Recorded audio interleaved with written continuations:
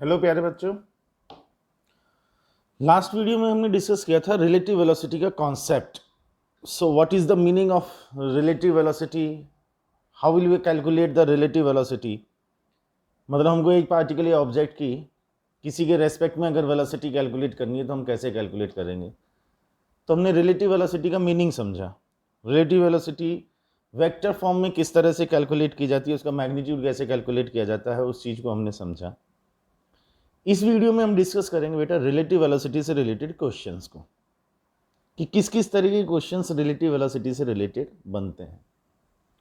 दो category actual में होती है। एक कैटेगरी जिसमें डायरेक्टली रिलेटिव वेलोसिटी पूछते हैं कि भाई इसकी इसके रेस्पेक्ट में वेलोसिटी कैलकुलेट करो, ए की बी के रेस्पेक्ट में, बी की सी के या बी की ए के रेस्पेक्ट में वेलोसिटी कितनी होगी। सीधा सीधा क्वेश्चन आता है, रिलेटिव वेलोसिटी कैलकुलेट करके बताओ। दूसरी कैटेगरी में रिलेटिव वेलोसिटी कैलकुलेट करने के लिए नहीं कहते, बट अगर हम रिलेटिव वेलोसिटी का कॉन्सेप्ट जानते हैं, हम फील कर पा रहे हैं उस चीज़ को कि रिलेटिव वेलोसिटी एक्चुअल में क्या चीज़ है, तो हम उस कॉन्सेप्ट को उन क्वेश्चंस में अप्लाई करके उनके सॉल्यूशन को बहुत इजी बना सकते हैं, उन क्वेश्चंस को बहुत इजीली सॉल्व कर सकते हैं। मतलब कई स्टेप्स का क्वेश्चन हमारा 2-3 स्टेप्स में, और कुछ कुछ क्वेश्चंस तो ओरली भी सॉल्व कर सकते हैं, अच्छे अच्छे क्वेश्चंस। इसीलिए रिलेटिव वेलोसिटी अपने आप में एक बहुत बढ़िया कॉन्सेप्ट है। अपन दोनों कैटेगरी के क्वेश्चंस करेंगे, ठीक है। पहले बिल्कुल अपन एक नॉर्मल क्वेश्चन लेकर के चलते हैं कि भी मान लो 4 डायरेक्शंस हैं, ये अपना हो गया नॉर्थ, साउथ, ईस्ट और वेस्ट। तो पहले अपन वो कैटेगरी लेकर के चलते हैं जिसमें सीधे सीधे रिलेटिव वेलोसिटी कैलकुलेट करने की बात होगी। मान लो एक कार नॉर्थ में जा रही है और एक कार ईस्ट में जा रही है, मान लिया हमने, ठीक। ये कार ए और ये कार है बी। अब कार ए की जो रफ्तार है वो मान लो हमको दी हुई है 60 किलोमीटर पर आवर, और बी की जो रफ्तार है वो हमको दी हुई है 80 किलोमीटर पर आवर, मान लो। अब हमसे एक क्वेश्चन कहा कि बी का जो ड्राइवर है उसको कार ए कौन से डायरेक्शन में और कितनी वेलोसिटी से जाती हुई दिखाई देगी। ठीक है, पहले तो क्वेश्चन को समझना है कि एक्चुअल में हमें इसे कैलकुलेट क्या करना है कि बी का जो ड्राइवर है उसको कार ए कौन से डायरेक्शन में कितनी वेलोसिटी से जाती हुई दिखाई देगी, अपीयर होगी। It means we are talking about the relative velocity. अब किसकी किसके रेस्पेक्ट में, ऑब्जर्वर कौन है, बी का ड्राइवर। तो बी का जो ड्राइवर है उसके रेस्पेक्ट में ए की वेलोसिटी चाहिए, मतलब ए की बी के रेस्पेक्ट में चाहिए। ए की बी के रेस्पेक्ट में हम क्या लिखेंगे वेक्टर फॉर्म में, अगर बात करें तो V A minus V B. ये काम करना है हमको, तो वी बी का नेगेटिव वेक्टर लिया, ये आ गया माइनस वी बी वेक्टर, और वी ए वेक्टर में इसको ऐड कर दिया। अलग से ड्रॉ कर लेते हैं एक बार, ये हमारा वी ए वेक्टर हो गया, ये माइनस वी बी वेक्टर हो गया।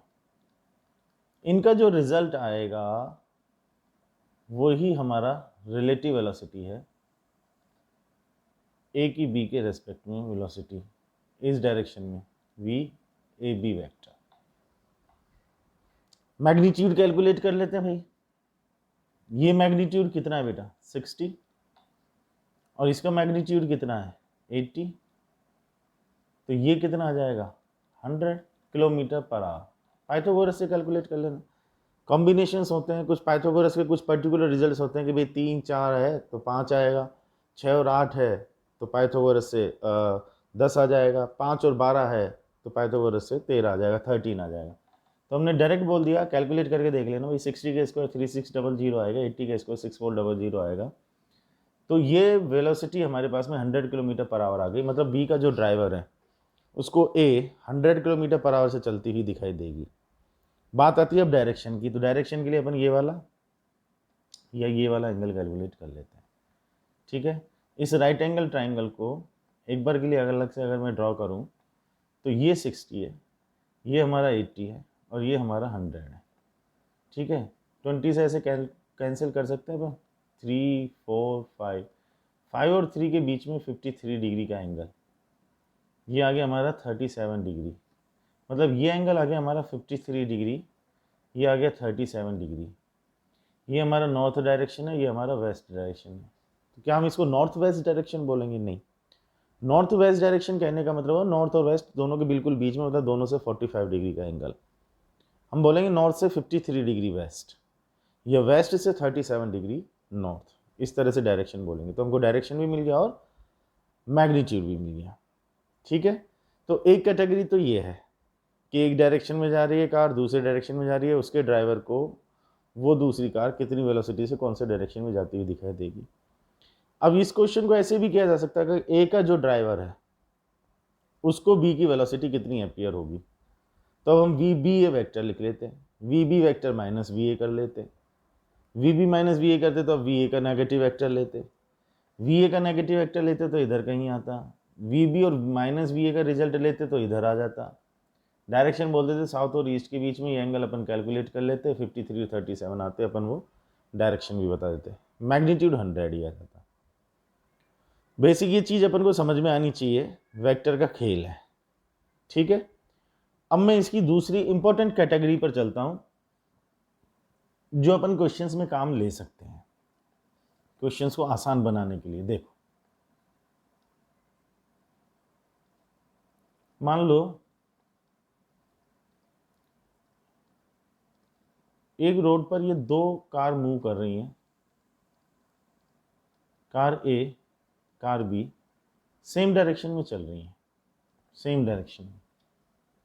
मान लो ये चल रही है 10 मीटर पर सेकंड से और ये वाली कार चल रही है मान लो 25 या 25 ले लेते हैं, 25 मीटर पर सेकंड से।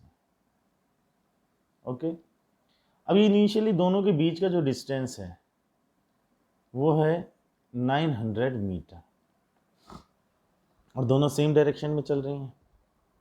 पहली बात तो ये कि बी ए को ओवरटेक करेगी, कुछ टाइम के बाद में ओवरटेक करेगी, सही बात है, करेगी। क्वेश्चन ये है कि कितने टाइम के बाद में ओवरटेक करेगी, टाइम कैलकुलेट करना है। पहले हम इसको बिल्कुल ट्रेडिशनल मेथड से सॉल्व करेंगे जो नॉर्मल मेथड है, फिर अपन इसको रिलेटिव से सोचेंगे। ठीक है, नॉर्मल मेथड से कैसे सॉल्व करेंगे कि भाई बी ने जब ए को ओवरटेक किया तो कहीं यहाँ कोई पॉइंट होगा, यहाँ कहीं ओवरटेक कर रही होगी कहीं आगे जा करके। मान लो ये पॉइंट एक्स डिस्टेंस पर है जब वो उसको ओवरटेक कर रही है, एक्स डिस्टेंस पर, और टी टाइम के बाद में ओवरटेक किया, टी टाइम के बाद में ओवरटेक किया, तो टी टाइम में ए ने कितना डिस्टेंस कवर किया बेटा, ए ने डिस्टेंस कवर किया है एक्स और बी ने कितना डिस्टेंस कवर किया है 900 प्लस एक्स। टाइम दोनों का सेम है, क्योंकि इनकी स्पीड कांस्टेंट है तो अपन एवरेज स्पीड वाला फॉर्मूला काम में ले सकते हैं, डिस्टेंस अपॉन टाइम। ए के लिए लिखा हमने 10 speed equals to distance upon time. So यहाँ से हमको मिल गया है x इक्वल्स टू 10t से इक्वेशन नंबर 1। ऐसे ही हमने बात की है b के लिए, b के लिए डिस्टेंस कितना हो गया है 900 प्लस x और स्पीड है 25, तो हम कहेंगे 25 equals to 900 plus x upon t। So ये 900 plus x equals to 25t से इक्वेशन नंबर 2। x और t दो अननोन है, दो इक्वेशन हमारे पास आगे सॉल्व कर सकते हैं इजीली। x की वैल्यू फर्स्ट इक्वेशन से सेकंड इक्वेशन में पुट कर सकते हैं, तो ये आ जाएगा 900 plus 10t equals to 25t, तो 15t equals to 900, so t equals to 60 second. 60 second में ये इसको ओवरटेक कर देगी। और चाहे तो अपन x भी कैलकुलेट कर सकते हैं। x कैसे कैलकुलेट होगा, 10 इंटू 60 दैट इज 600 मीटर। सो यहाँ से 600 मीटर डिस्टेंस पर ओवरटेक होगी, मतलब b को कितना डिस्टेंस कवर करना होगा 1500। ठीक, ये तो हुआ एक तरीका। अब इसको अपन रिलेटिव वेलोसिटी से भी अप्रोच कर सकते हैं। कैसे, कॉन्सेप्ट बहुत सिंपल सा है बेटा कि दोनों में से किसी एक को हम ऑब्जर्वर बना दें, ए या बी में से किसी एक को। अब जनरली ये करते हैं जो आगे चल रहा था उसको ऑब्जर्वर बनाते हैं तो चीज़ें और ज़्यादा ईजी हो जाती है। हमने ए को ऑब्जर्वर बना दिया, तो ए को ऑब्जर्वर बना दिया तो ए अपनी स्पीड कितनी बोलेगा, 0। ए के रेस्पेक्ट में तो स्पीड 0 होगी, मेरे रेस्पेक्ट में स्पीड हमेशा 0 होगी। हमने ए को ऑब्जर्वर बना करके उससे उसकी स्पीड पूछी तो 0। अब ए से अगर हम बी की स्पीड पूछें तो वो 25 मीटर पर सेकंड बोलेगा या 15 मीटर पर सेकंड बोलेगा, ए के रेस्पेक्ट में बी के लिए बात कर रहे हैं। केस याद करो, जब दोनों सेम डायरेक्शन में चल रहे होते हैं तो रिलेटिव वेलोसिटी का मैग्नीट्यूड दोनों के डिफरेंस के इक्वल आता है। तो ए के रेस्पेक्ट में बी की स्पीड कितनी हो गई, ए के रेस्पेक्ट में बी की स्पीड कितनी हो गई, 25 माइनस 10 मतलब 15 मीटर पर सेकेंड। तो बी के लिए हमने बोला 15 मीटर पर सेकेंड। अब इस सिचुएशन को हमको थोड़ी देर के लिए ऐसा मान ले कि साहब ए की स्पीड तो 0 है और बी 15 मीटर पर सेकेंड से ए की तरफ मूव कर रही है और दोनों के बीच में डिस्टेंस 900 मीटर है। तो कितना टाइम लगेगा ओवरटेक करने में।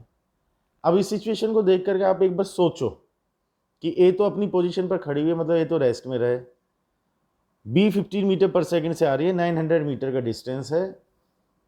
तो ए को ओवरटेक करने के लिए बी को कितना टाइम लगेगा, कितना डिस्टेंस चलना होगा, 900 मीटर, क्योंकि अब हमने ए को रेस्ट में माना है और 15 मीटर पर सेकंड से वो चल करके आ रही है। तो हम क्या बोल देंगे, t इक्वल्स टू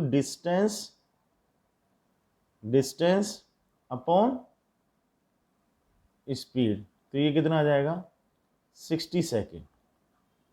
यस और नो, डायरेक्ट आ गया, वही तो हमारा आंसर आया था 60 सेकेंड। हमने डायरेक्ट निकाल लिया कि ए की स्पीड को 0 करके बी को रिलेटिव के इक्वल कर दो और फिर सीधा सीधा फॉर्मूला लगा दो। तो ये एक इंपॉर्टेंट कॉन्सेप्ट इस तरह से काम में आ सकता है। आप चाहो तो इसको बाकायदा नोट कर लेना इस चीज़ को कि एक की वेलोसिटी को 0 मान करके दूसरे की रिलेटिव वेलोसिटी के इक्वल मान लो, ठीक है।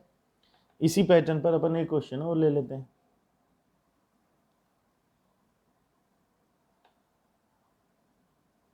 इसी पैटर्न पर अपन एक और ले लेते हैं। अब दोनों को ऑपोजिट डायरेक्शन में चला देते हैं, मतलब दोनों एक दूसरे को क्रॉस करेंगे।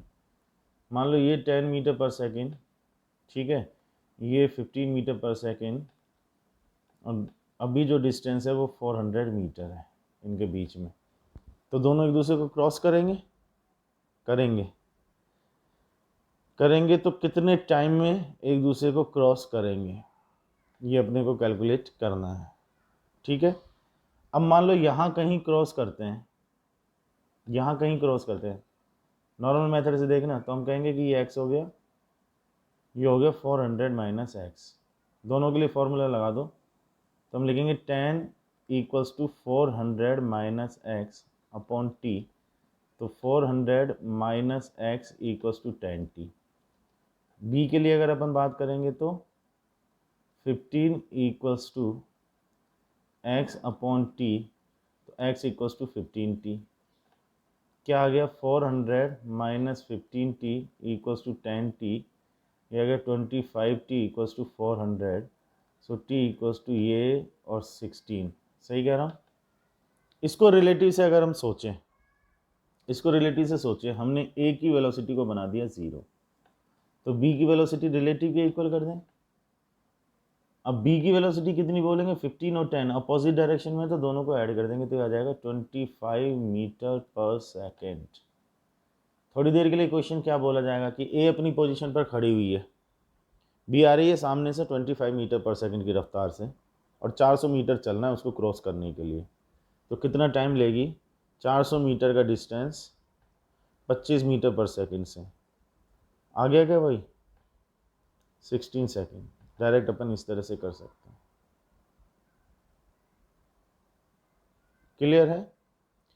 जैसे हम रिलेटिव वेलोसिटी का कॉन्सेप्ट लगा रहे हैं उसी तरह से हम रिलेटिव एक्सीलरेशन का कॉन्सेप्ट भी लगा सकते हैं, ओके। वो भी देख लें हम एक बार।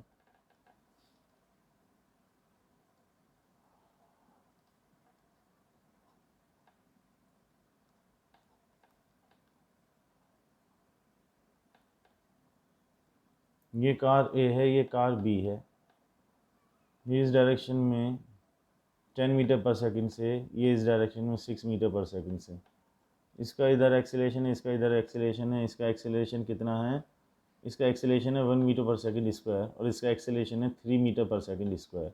और अभी दोनों के बीच का जो डिस्टेंस है वो मान लो 500 मीटर मान लिया अपन ने, ठीक है भाई। तो पहले तो अपन को ये कंफर्म करना है कि कार बी ए को ओवरटेक करेगी या नहीं करेगी। अब आप एट ए ग्लांस देख करके कह सकते हो सर बी की जो स्पीड है वो तो 6 मीटर पर सेकंड है और ए की जो स्पीड है वो 10 मीटर पर सेकंड है, तो फिर तो ओवरटेक नहीं करेगी। बट दोनों में एक्सेलरेशन भी है बेटा, उसका ध्यान रखना पड़ेगा कि ए का एक्सेलरेशन 1 मीटर पर सेकंड स्क्वायर है और बी का एक्सेलरेशन उससे ज़्यादा है। मतलब 1 सेकंड में ए की जो स्पीड बढ़ेगी वो तो 1 मीटर पर सेकंड बढ़ेगी और बी की जो स्पीड बढ़ेगी वो 3 मीटर पर सेकंड बढ़ेगी। तो अल्टीमेटली कहीं जा कर के बी उसको ओवरटेक तो करेगी। ठीक है, कितने टाइम बाद ओवरटेक करेगी, कहाँ ओवरटेक करेगी, मान लो यहाँ कहीं ओवरटेक करेगी, तो यहाँ से मान लो x डिस्टेंस पर ओवरटेक करेगी। ठीक, अब ए का मोशन ले और अपन बी का मोशन ले, तो कांस्टेंट एक्सेलरेशन से मोशन हो रहा है तो इक्वेशन ऑफ मोशन लगाएंगे। अब यहाँ पर अपन ये बोलेंगे speed equals to distance upon time, नहीं, क्योंकि कांस्टेंट एक्सेलरेशन है इसलिए इक्वेशंस ऑफ मोशन अप्लाई होंगे। ए के लिए अगर हम बात करेंगे, सेकंड इक्वेशन अप्लाई करेंगे S equals to U T plus half A T square, normal method से बता रहा हूँ अभी। तो एस हो गया है एक्स, यू की वैल्यू हो गई 10, ये आ गया टी प्लस में 1/2 इंटू 1 इंटू टी स्क्वायर, तो x equals to 10t plus T square by 2, ये एक इक्वेशन हमारे पास। अब b के लिए अगर हम बात करें, सेकंड इक्वेशन अप्लाई करें b के लिए, तो डिस्टेंस कितना लिखेंगे 500 plus X equals to U T मतलब 6t प्लस में 1/2 3t स्क्वायर। ठीक है, तो 500 plus X equals to 6t plus 3/2 T square, equation number 2। T calculate करना है तो एक्स को गायब कर दें, सेकंड इक्वेशन में से अगर फर्स्ट इक्वेशन को माइनस कर दें तो क्या मिलेगा 500 इक्वल्स टू माइनस का 4t और प्लस का ये आ जाएगा हमारा टी स्क्वायर। बोलो ये बात क्लियर है क्या? ये इक्वेशन बना, फाइनली इसको सॉल्व करेंगे। अब सॉल्व तो कर सकते हैं, क्वाड्रेटिक इक्वेशन है। इसको मैंने रिलेटिव के कॉन्सेप्ट से सोचा, तो पहले मैंने रिलेटिव वेलोसिटी की बात की। हमने कहा साहब ए की वेलोसिटी को अगर 0 मान लें तो बी की कितनी आएगी, सेम डायरेक्शन में तो 10 और 6 का डिफरेंस आएगा 4 मीटर पर सेकेंड। एक छोटी सी बात का लेकिन ध्यान रखना, ओवर कॉन्फिडेंस में गलती हो जाती है।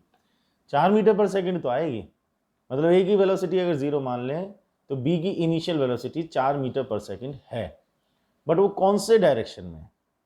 आप सोचो, ए के लिए बी की वेलोसिटी, ऑब्जर्वर बन करके आप ए वाले ड्राइवर बन जाओ आप। अब आप तो 10 मीटर पर सेकेंड से इधर चलो और पीछे पीछे जो बी आ रही है वो 6 मीटर पर सेकेंड से आ रही है, तो आपके अकॉर्डिंग 4 मीटर पर सेकेंड से ये दूर जा रही है कि आपके पास आ रही है? दूर जा रही है, मतलब 4 मीटर पर सेकेंड लेफ्ट साइड में। ये डायरेक्शन वाली चीज को बहुत अच्छी तरीके से देख लेना। तो ए के रेस्पेक्ट में बी की वेलोसिटी 4 मीटर पर सेकेंड लेफ्ट में। क्लियर? ऐसे ही अपन रिलेटिव एक्सेलरेशन की बात करते हैं कि ए का एक्सेलरेशन अगर 0 मान लिया जाए, बिल्कुल जैसे रिलेटिव वेलोसिटी की बात कर रहे हो, तो बी का कितना आ जाएगा 3 - 1, क्योंकि सेम डायरेक्शन में 2 मीटर पर सेकेंड। अब ये 2 मीटर पर सेकेंड किधर आएगा, राइट की तरफ आएगा कि नहीं आएगा? आएगा या नहीं आएगा? ठीक है, अब थोड़ी देर के लिए सिचुएशन हम क्या बोलेंगे साहब, ए तो पूरी तरह से रेस्ट में है, ना उसका कोई एक्सेलरेशन है, ना उसके पास में कोई रफ्तार है, शांति से खड़ी हुई है बिल्कुल। बी की कहानी क्या है कि उसकी इनिशियल वेलोसिटी 4 मीटर पर सेकेंड लेफ्ट साइड में है और उसका एक्सेलरेशन 2 मीटर पर सेकेंड स्क्वायर राइट साइड में है। ठीक है, तो बी ने ए को कितने टाइम के बाद में ओवरटेक किया, ये अपने को कैलकुलेट करना है। तो हमने कहा सेकेंड इक्वेशन बी के लिए अप्लाई करो। ए तो शांत है, अब बी का डिस्प्लेसमेंट कितना है 500 मीटर राइट साइड में, तो हम लिखेंगे 500 equals to initial velocity 4 metre पर सेकेंड है, ध्यान से चलना बेटा, 4 मीटर पर सेकेंड लेफ्ट में है, तो माइनस का 4t और प्लस में 1/2 एक्सेलरेशन हो गया 2 इंटू में टी स्क्वायर, 2 से 2 हो गया कैंसिल, तो 500 equals to -4t plus T square. ये वही इक्वेशन आ गया जो हमने यहाँ निकाला था, चेक कर लो। तो रिलेटिव का कॉन्सेप्ट लगा करके अपन ने देखो 5-7 स्टेप की जगह 2 स्टेप में ही काम खत्म कर दिया, वहीं पहुँच गए हम। अब इससे आगे सॉल्व कर लेंगे तो टी आ जाएगा। ये रिलेटिव वेलोसिटी या रिलेटिव एक्सेलरेशन, मैं कहूँगा रिलेटिव का कॉन्सेप्ट है। इस कॉन्सेप्ट को बस अच्छी तरीके से क्वेश्चंस में अप्लाई करना सीखना है। ठीक है, तो अभी ये जो मैंने एग्जांपल्स लिए हैं इनको ध्यान से एक बार देखें, आप इनको समझें अच्छे तरीके से। ठीक है, कहीं कोई डाउट है तो उसको फिर आप डिस्कस करें, कमेंट बॉक्स में डालें। बाकी की कुछ चीज़ें और जो अपन नेक्स्ट वीडियो में लेकर के चलेंगे। ठीक है, ये वीडियो है, इसको देखिएगा। Thank you very much, see you soon, bye.